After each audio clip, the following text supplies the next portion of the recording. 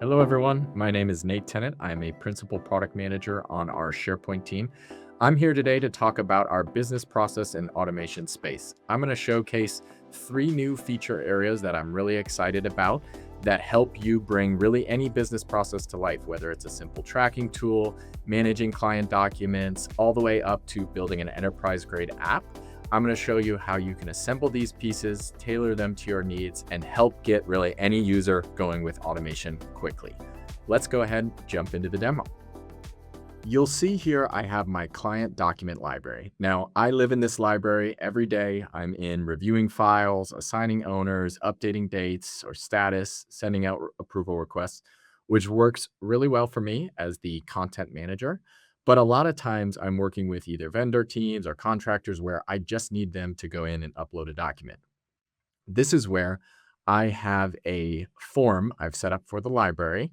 Now, I share that form out in our new doc request channel. You'll see I get a link that anyone can go in and complete a few simple metadata fields and off and running with a new client request. Now, what that looks like here, I'm able to give it a title, description, and I drag in a new document request right into the form. This is for the Fabricam migration. Now, you saw a lot of metadata fields in the SharePoint site. I removed that from the form, so it's very simple to just say, I have a new SOW and that the review by date for this file needs to be April 3rd.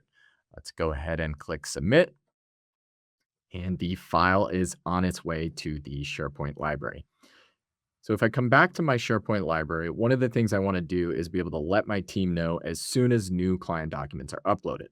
This is where our new workflows experience comes into play, which, if you're familiar with the workflows app in Teams, is the exact same experience. So you're going to see a fresh set of templates, existing workflows that I've already created, and the ability to go ahead and build from scratch. In this case, I want to go in and actually notify our leadership review channel every time a new file is added. Now, there's no sign in. I'm already in SharePoint, and so I don't have to go set up connections or auth. And I have pre-filled the project management crew site that we're in, as well as the client documents library. I could choose a specific folder if I wanted to, but let's go into the client document reviews. And at this point, I will just select the team the channel is in, and I'm going to go ahead and pick that I want the leadership review to know every time a new file is added. With a few simple clicks, I click save, and the workflow is created. Now, in Power Automate, this would take understanding the triggers, getting the file metadata, piecing together the actions. You can see here, all within the context of my doc library, I can set up a workflow.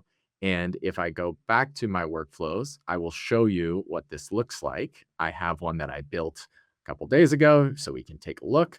You'll see right here, I can see things like run history, when were new files added. If it were to fail, I would see an error message. I could go ahead and add owners, rename, or even come back in and edit and do things like change the channel that I want to post to.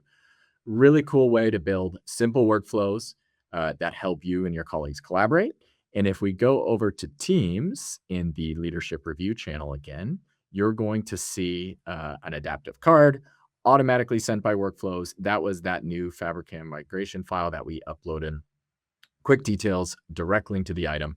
Really easy way to kind of continue the conversation. Yesterday, as I uploaded a new client document, I was able to go chat with my teammate Alex, give him some input, maybe question where we want to take certain documents. Let's come back in. We'll come back to the workflows experience. Another thing that's really cool here is I can actually take AI-powered templates powered by Copilot. I can come in and actually get the latest communications and configure the prompt or the topic that I care about. I can say, tell me the latest meetings and emails related to client documents, highlight any risk from my teams. I want to actually look over the past week, and I can choose whether I want this to send in Teams or, let's say, email.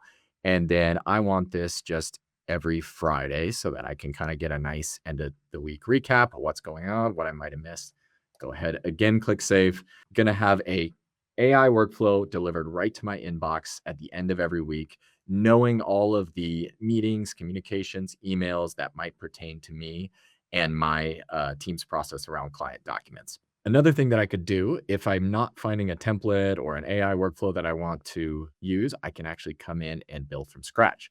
You're going to see about 20 triggers and actions where I can do something out of schedule. Again, every Friday, every 4 weeks.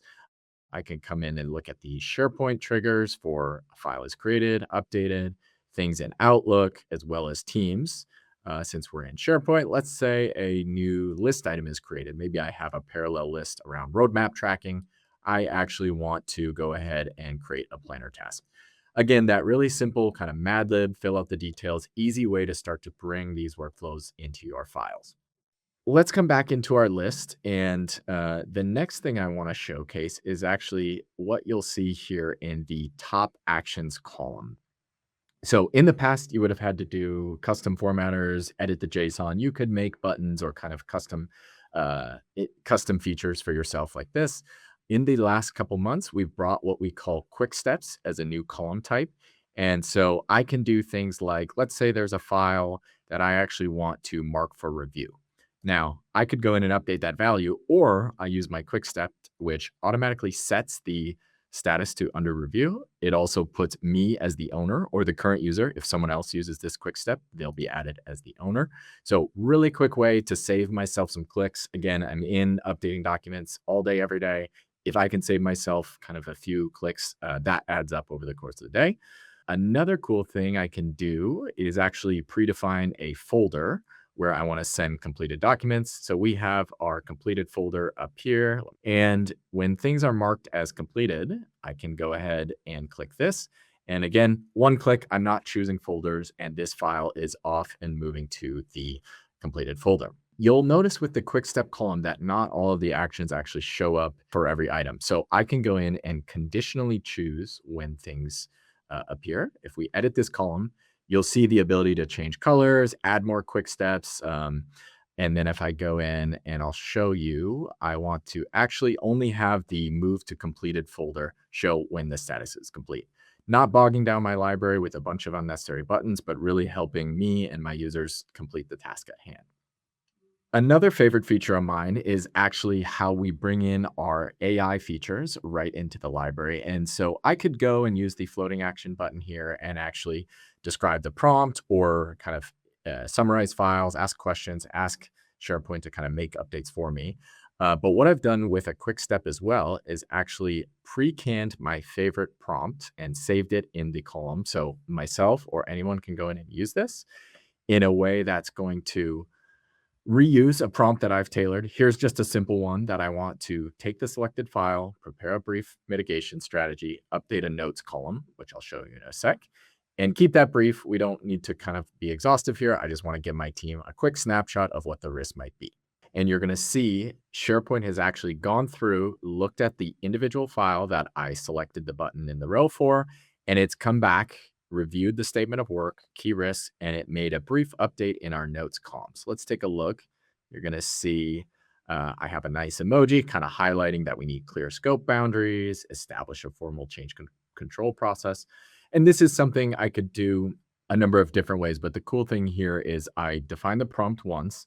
I'm able to give it to other users and just be able to select that button when they need it. It updates a column. It could do other things like summarize files, give me a more detailed breakdown. But one of my favorite ways to kind of get some quick recommendations and build that right into the grid. There's other things I can do with quick steps. I'll just highlight quickly. I could have a flow ready to go. So when a certain file is ready to go over to finance, maybe there's some custom logic that prepares with a external billing or accounting tool, and then we grab some numbers, prepare that with the proposal, and then send that over to finance. I can also do things like email people columns, start a Teams chat, all in the way where I'm just putting kind of conditional fields and buttons right into my files. Another column you're going to see is actually the approval status column, also integrated with Quick Steps. So once I'm done, say I have my risk recommendations, I'm ready to actually send this file off for approval. I'm going to go ahead and one click Quick Step, send that to approval. Now, this is using our lightweight approvals feature in SharePoint. And so this is a special approval status column wired up right into SharePoint. I can use the Teams or the approvals app in Teams if I want to.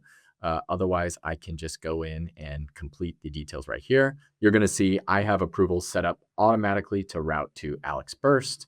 If I look at some other items that have already been submitted, I could go in. This is one I sent to myself just to show you right from SharePoint. I could leave comments, go ahead, make the approval here. Really handy way to keep your users focused on the file contents, do the approvals right in line.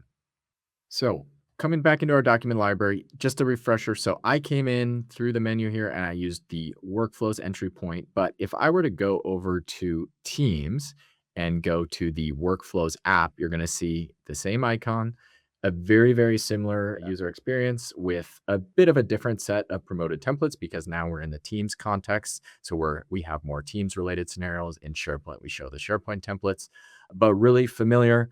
It's the exact same component, code running under the covers. And so what you build in SharePoint is also available in Teams. And you can see the same list of both workflows and AI workflows. And so wherever I decide to do my work or where it makes sense based on the current solution I'm building, I can come in and I'll have a familiar workflows experience. So we're really excited about bringing this simplicity, customization, and the rich ecosystem of Power Platform under the covers right into the context of your day-to-day work. We can't wait to see what you build. Continue to bring in more triggers, actions, and templates to help users in any organization run their end-to-end business process in SharePoint. Make sure to check out our YouTube channel for more demos and get started for yourself. To join our SharePoint community and find more resources, make sure to check out adoption.microsoft.com/SharePoint. Thanks for watching.